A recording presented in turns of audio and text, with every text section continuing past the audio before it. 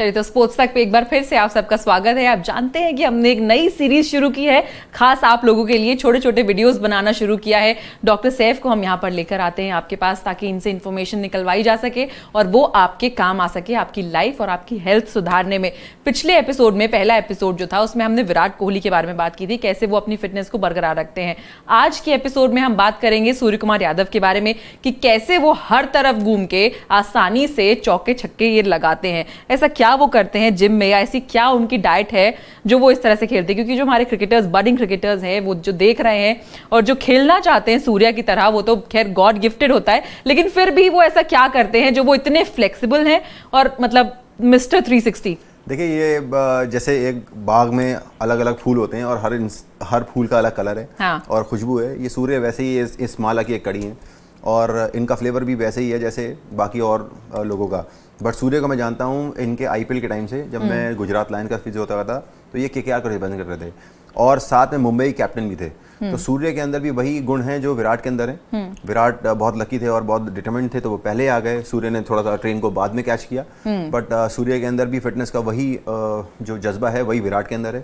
आप देखेंगे सूर्य कुमार यादव का फ्रेम थोड़ा सा विराट से ब्रॉडर है, उनके बाइसेप्स थोड़े ज़्यादा हैं और टैटू बहुत पसंद करते हैं। तो he is a flashy and flamboyant player. तो सूर्य को कंटेन करना थोड़ा सा मुश्किल होता है, ये उनको छोड़ना होता है। He want to express himself. Virat भी एक्सप्रेस करते हैं, लेकिन वो थोड़ा सा कॉशियस रहते हैं। Surya has to be contain in a broad way. तो सूर्य अपने आप को जो है वो जिम में भी ऐसे एक्सप्रेस करते हैं, हैवी वेट ट्रेनिंग अभी वैसे ही करते हैं। हाँ। और खाने में सूर्य उतना ध्यान नहीं देते जितना विराट देते हैं। Virat is like a little too precise, but Surya enjoys himself and that's what he is. वो जितना खाने को देखते हैं, बिकॉज आप बिना खाना रेगुलेट करे उस स्टेज पे परफॉर्म नहीं कर सकते। तो प्रोटीन का बहुत ख्याल रखना होता है, कार्ब्स को कम करना होता है, फैट का कंटेंट कम करना होता है। जिम की ट्रेनिंग रेगुलेटेड होती है, जो कि आपको डे के शेड्यूल के हिसाब से डिज़ाइन करनी पड़ती है। अमूमन ये लोग सुबह ट्रेनिंग कर लेते हैं, क्योंकि शाम के वक्त ये लोग नेट सेशन करते हैं या फिर गेम होता है। तो हर रोज़ सुबह उठ के ये अपना ट्रेनिंग शेड्यूल पूरा करते हैं और उसके बाद फिर वो प्रोटीन लोड करते हैं और during the day then it goes on.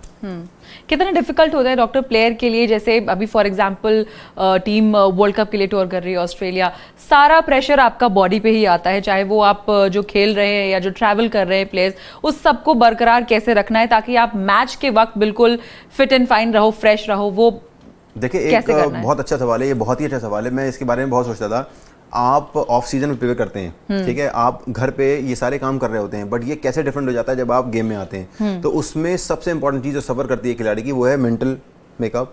अगर आप एक गेम में बहुत अच्छा परफॉर्मेंस करते हैं तो नींद वैसी नहीं आती। हाँ। और अगर बुरा परफॉर्मेंस कर दिया तो नींद कभी आती नहीं है। हाँ। तो आप नेक्स्ट डे ट्रैवल कर रहे होते हैं और उसके बाद तीसरे दिन जब आप जाके नेट प्रैक्टिस करते हैं तो आता तो पिछले गेम का चल रहा होता है। हाँ।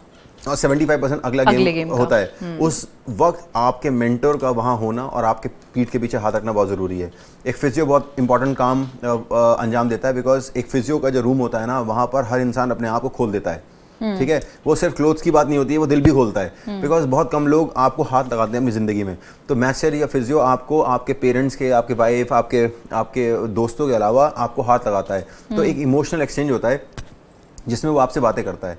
तो ऐसे ही मेंटर को, एक साइकोलॉजिस्ट को, एक फिजियो को, एक मैसर को दोस्ती का भरा पैगाम देना बहुत ज़रूरी होता है। उसको मोटिवेट करना बहुत ज़रूरी होता है और मोटिवेशन के वक्त उसको हंसाना बहुत ज़रूरी होता है। If humour goes across, it becomes a very important sign between the two that he opens up. और जब वो बात करे तो उसको मोटिवेट रखें, उसको जोन में न जाने दें जो उसको एक बुरा ख्याल पैदा करने पे मोटिवेट करे। बिकॉज अगर नींद उड़ गई तो 8 घंटे की मेहनत आपने बिस्तर पे जाके गुजारी, अगले दिन पूरा क्रंच में रहे और फिर वो परफॉर्मेंस नहीं निकल सकता।